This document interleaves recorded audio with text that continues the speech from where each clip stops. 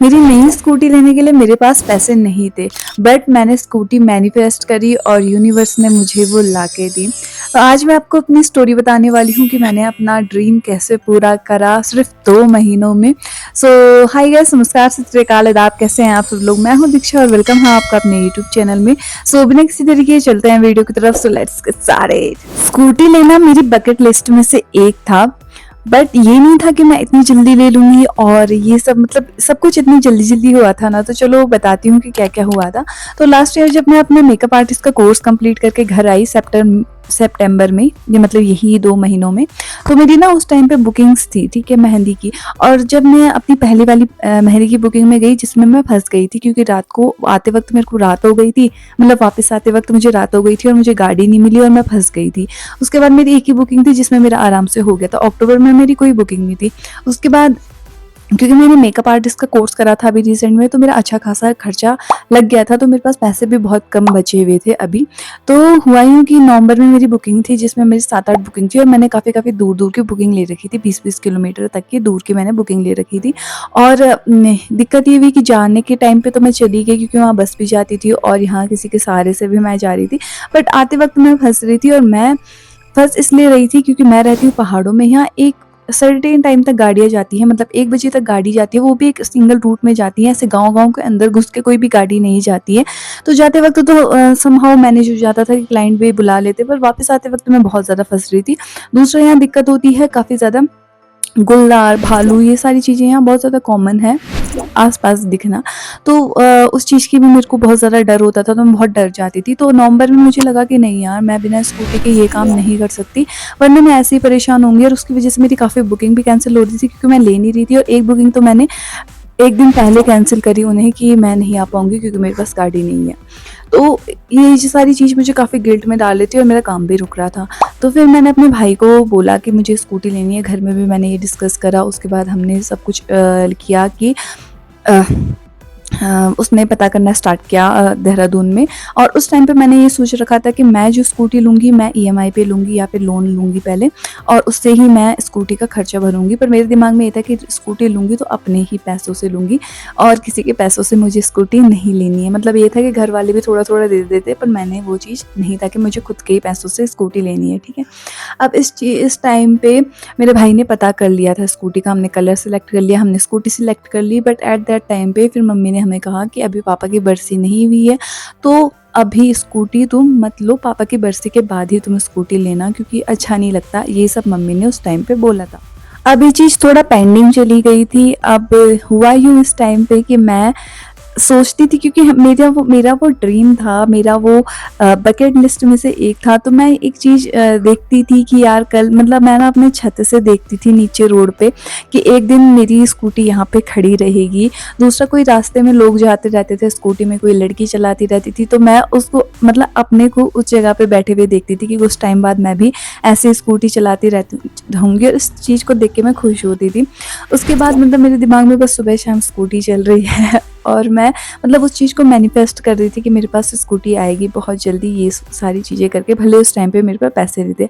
अब मेरे साथ एक बहुत अजीब चीज़ हुई इस टाइम पे, कि जो चीज़ शायद मेरे साथ अभी भी नहीं है, बट वो चीज़ बस उस टाइम पे हुई थी। हुआ यूँ कि मेरी जो यूट्यूब की पेमेंट है वो जनरली 1 महीने के बाद आती है। मतलब मेरे जैसे इस मंथ आएगी, अगले मंथ नहीं आएगी, उसके अगले मंथ आएगी। और ऐसा भी नहीं है कि मतलब एक मेरे ना जो यूट्यूब से पेमेंट आती है वो लगभग सेम ही होती है, आस-पास ही होती है। बट उस टाइम पे मेरे साथ क्या हुआ कि मेरी अक्टूबर में भी पेमेंट आई, नवंबर में भी पेमेंट आई और दिसंबर में भी मेरी यूट्यूब से पेमेंट आई। और पेमेंट भी ऐसी आई कि मतलब जो मेरी रेगुलर पेमेंट का अमाउंट है ना, उससे 9-10 हज़ार ज़्यादा आई हर महीने, अक्टूबर, नवंबर, दिसंबर। तो मैंने यूट्यूब से भी थोड़ा बहुत अर्न कर लिया था।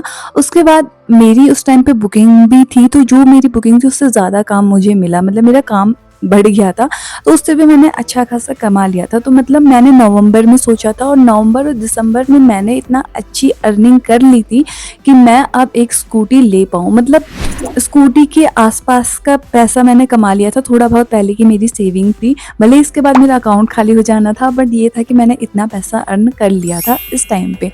उसके बाद मैं चली गई थी दिल्ली, क्योंकि मेरी दीदी का होना था बेबी, और वहाँ पे मैंने 8-10 हज़ार का खर्चा करके आई हूँ मैं। फिर क्या हुआ कि मेरे पापा की बरसी थी 23 और 24 को जनवरी में, ठीक है। तो हम 22 को घर आए थे, फिर 23 को भी पूजा थी और 24 को जो है बरसी थी। अब सब कुछ हो जाने के बाद, सारा काम वाम हो जाने के बाद, मैंने अपने भाई को बोला कि भाई मुझे स्कूटी लेनी है और कल ही लेनी है, क्योंकि मेरा भाई बड़ी मुश्किल से घर आया। टाइम सही था स्कूटी लेने का, क्योंकि मेरे सारे घर के मेंबर साथ में थे, और अगर मेरा भाई देहरादून चला गया तो वहाँ से वो लेगा, फिर वहाँ से यहाँ तक कौन लाएगा, तो वो सारी चीज़ें दिक्कत थी। तो मुझे ये था कि मेरे को कल ही स्कूटी चाहिए और कल ही स्कूटी लेनी है। ये चीज़ मैंने अपने भाई के साथ शेयर करी और मैंने उसको सारा प्लान बताया जो मेरे मन में था कि ऐसे ऐसे करके जाएंगे, ऐसे लेंगे, पैसों की चिंता मत करना। तो ये सो करके ये सारी चीज़ें मैंने भाई से शेयर करी। उसके बाद मेरा भाई रेडी हो गया, बट यही यहाँ दिक्कत ये आ रही थी कि हम जाएंगे, मतलब पौड़ी जाना था हमने, कि वहाँ जाएंगे पर वहाँ से स्कूटी चला के वापस कौन लाएगा। ये सारी चीज़ें उस टाइम पे दिमाग में थी, क्योंकि हमारे पास बाइक है, भाई की बाइक है, तो उसमें हम जाएंगे पर वापस चला के कौन लाएगा। उसके बाद हमने पूछा, लोगों से, सबसे पूछा, तो हमने मना कर दिया कि किसी को स्कूटी चलानी नहीं आती, किसी को, मतलब सबका कुछ ना कुछ था उस टाइम पे प्रॉब्लम। तो रात तक ये हो गया था कि हम कहीं नहीं जा रहे हैं, हम कहीं से स्कूटी वगैरह नहीं ले रहे हैं, और मेरा हो गया था बहुत ज़्यादा मूड ख़राब। मूड ख़राब इसलिए हो गया था क्योंकि इस बार मैंने फरवरी, मार्च, अप्रैल सारी बुकिंग ऐसे ली थी कि स्कूटी आएगी तो मैं अपने, मतलब मैंने सारी बुकिंग ये ली थी कि मैं खुद ही आऊँगी और खुद ही जाऊँगी, क्योंकि मैं लोगों से हो चुकी थी परेशान घर, मतलब ऐसे आते आने जाने के टाइम पे। तो मैंने सारी बुकिंग ऐसे ही ली थी और अब मैं डर चुकी थी, क्योंकि फरवरी में मेरी स्टार्टिंग में ही बुकिंग थी, और अब मैं कैसे जाऊँगी जब मेरे पास स्कूटी नहीं है। तो ये सारी चीज़ें मेरे को परेशान करने लग गई। मैं रात को रोने भी लग गई थी बहुत ज़्यादा। फिर सुबह हुई, सुबह सब काम आराम से चल रहे थे। मैं भैया से भी गुस्सा थी, क्यों थी पता नहीं, पर मैं उससे गुस्सा हो रखी थी। अब सुबह का टाइम था, 6 साढ़े 6 बजे। मैं घर का काम कर रही थी, झाड़ू पोछा। उस टाइम पे हमारे घर पे मेहमान भी थे सारे, ठीक है। तो मैं अपना झाड़ू मार के कर रही थी, उसके बाद पोछा मार रही थी। तो भैया ने मुझे बोला कि कोई नहीं दिब्बू, बाद में ले लेंगे स्कूटी। मैं गुस्से में बोल रही हूँ उसको, नहीं मेरे को नहीं चाहिए, मैं जाऊँगी ना तो मैं खुद ही चली जाऊँगी।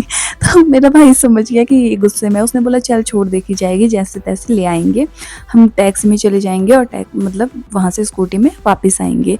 तो ये चीज़, तो फिर वो गया मार्केट में, और मार्केट में वो पहले किसी को पूछने के लिए गया कि क्या पता कोई मिल जाए जो हमारे साथ चल ले स्कूटी लेने के लिए।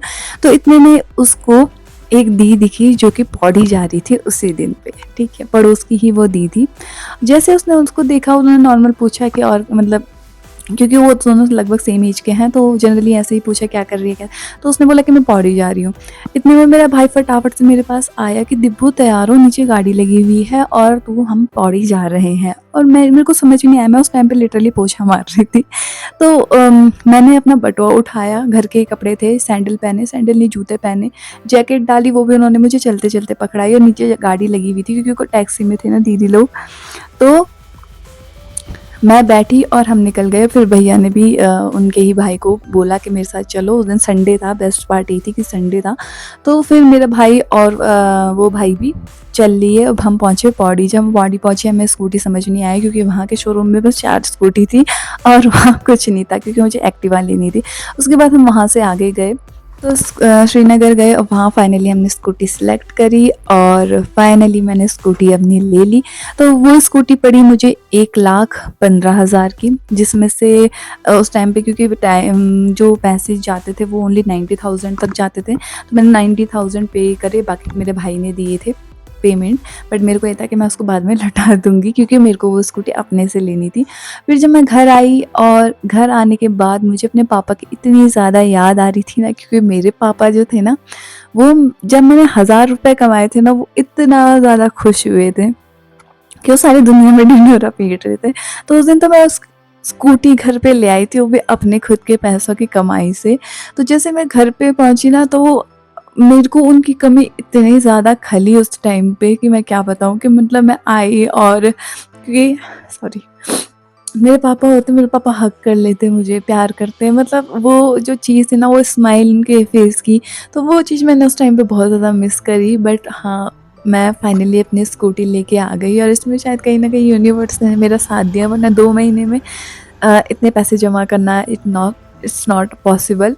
और उसके बाद मैंने स्कूटी सीखी और मैंने जब अपनी पहली बुकिंग स्कूटी से करी थी ना, मुझे अपने आप पे इतना प्राउड फील हो रहा था। जब मैंने स्कूटी ली थी तब मुझे इतना अच्छा नहीं लगा, जब मैं सीख रही थी तब मुझे इतना अच्छा नहीं लगा। जब मैं अपनी फ़र्स्ट बुकिंग पे गई थी स्कूटी को लेके, उस टाइम पे मुझे अपने आप पे प्राउड फील हुआ। उस टाइम पे मुझे हुआ कि हाँ यार, कि मतलब उस दिन क्योंकि मैं बिल्कुल निश्चिंत होके गई थी कि आराम से जाऊँगी, आराम से आऊँगी, किसी को बोलने की ज़रूरत नहीं पड़ेगी। तो वो उस दिन मुझे लगा कि हाँ यार, मैंने बहुत सही काम करा है।